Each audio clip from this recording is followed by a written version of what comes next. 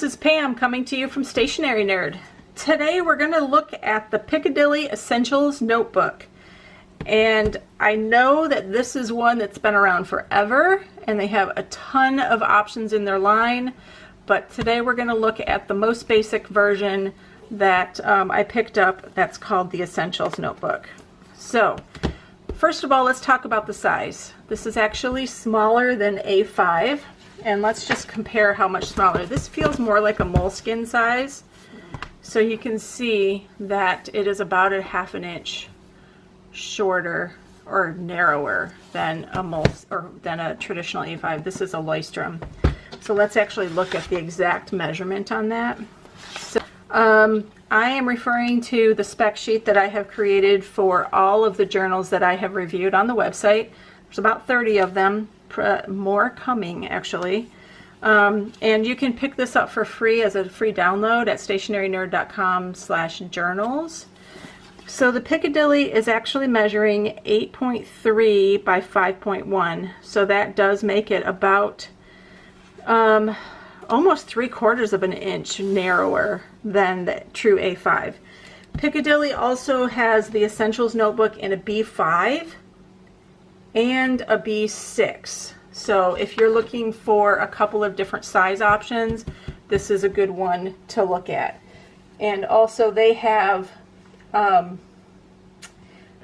17 different colors to pick from.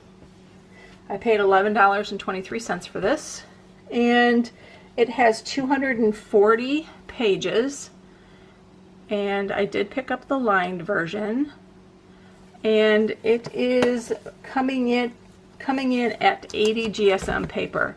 So let's take a look at the features. We have a back pocket. Now this back pocket, so many of them have that fabric gusset on here. This one doesn't. This is just paper. So you're going to have a little bit of a problem if you're going to overuse this. So just be careful as you're using that pocket. And then we also have one bookmark, and this is a ribbon bookmark, and that is a satin ribbon. That's a normal width there. And when you open up the front cover, your end papers are very yellow, cream, like a light yellow color, and then it goes right straight into your first page. So there's no like contact information page at all. They're branding here, and that's the only place. So when you take this off, it's just a plain old regular black notebook. Now Piccadilly has been around forever, and I haven't heard of anybody who has had major problems. I was trying to see if they had any history on that tag, but they don't. I haven't heard of anybody having any problems with the book falling apart or whatnot. The big problem with this is actually the paper, because it is only 80 GSM. But if you need a book with a lot of pages, which is 240 pages, that's a great option. So before we get into the pen test, let's take a look at the color of the paper compared to a couple other things that you might know about. And actually, while I'm right here with this, take a look. When you first open it, it doesn't really lay flat, so you're going to need to break in this notebook. And the way to do that is take a few pages from the front, take a few pages from the back, and just go back and forth, giving that spine a little bit of a shove. And once you get to the front of the note, or to the middle of the notebook, your spine will be broken in and your pages will lay flat. And also the good thing about doing this is that your book is less likely to have a broken spine as you're using it. It basically just gives it a little bit of a training it to lay flat, and then also taking the stress off of a spine that's freshly manufactured. And now this is a sewn binding, so we have signatures, and then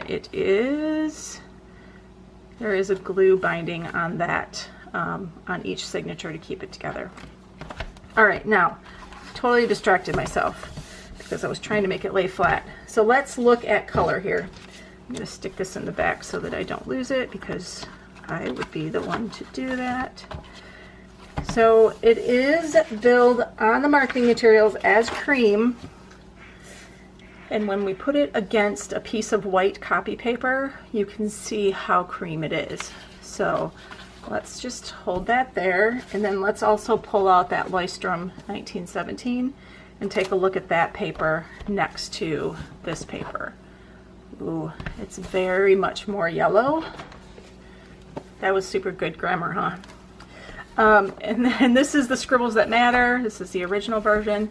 This is more white. So let's take a look at those together. You can see how cream and how dark that Piccadilly notebook paper is. So that gets us through this. And then let's take a look at the pen test. So first of all, we're going to take a look at all the pens that I did choose for the pen test. First of all, I picked a couple of Sharpie highlighters. I did choose the Sharpie Accent liquid highlighters because these were among the wettest highlighters that I have. And then I also chose just a variety of black pens. So we've got gel pens, we've got the Sharpies, we've got fine liners, we've got a fountain pen, and then also this Bic that nobody in the bullet journal ever talks about, but I had it in my stash, so I threw it in there because it's one of the wetter pens that I have. So I'm going to list all of these pens below in the description so that you can take a look at that full list if you need to. But then also let's just take a look at how the paper fared. Pretty good overall on this front side. There is a little bit of feathering here on the fountain pen and a little bit on the Bic. Not a lot though. It's actually pretty good. And then what I notice here on the Sharpies is that the color is not super crisp because it feels like it's soaked into the paper. And let's take a look at the other side and see what really happened. Okay, so we do have a problem. Some of the lighter pens are fine. Like the Sharpie pen is good. And this P500 down here, this last one, this is an extra fine gel pen. That one's good. And then, what's this one right here? Papermate Fine, Ultra Fine is good. Where we have problems is the Bic 730 and also the Pilot Varsity fountain pen. And then also the Sharpie highlighters are bleeding through. And then I don't know which pen I used up here for this pen test title, but that one's looking bad too. So I guess here's the deal. The paper is good and it's smooth. It's got a little bit of a tooth on it, but it's actually nice to write on. You just need to be careful about which pen you use and decide ahead of time to do a pen test for yourself, figure out if that's the pen that you want to use, and then if so, go forward with you know, using that pen throughout the book. I don't think it's going to do well with any of the markers or the mild liners or Tombows or anything like that. So if you're just going to be using a black pen, then I think you're fine. So again, this is the Piccadilly Essentials Notebook. And you know what? Did I measure? I didn't measure the lines. Let's do that because I forgot.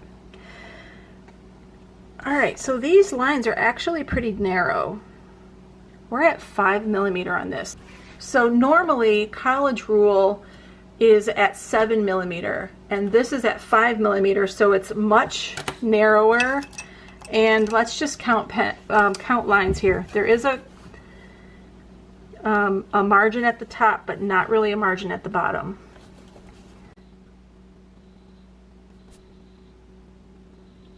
Okay, so we have 32 lines, which is excellent if you're wanting to draw out a calendar or a tracker where you want to have all 31 days.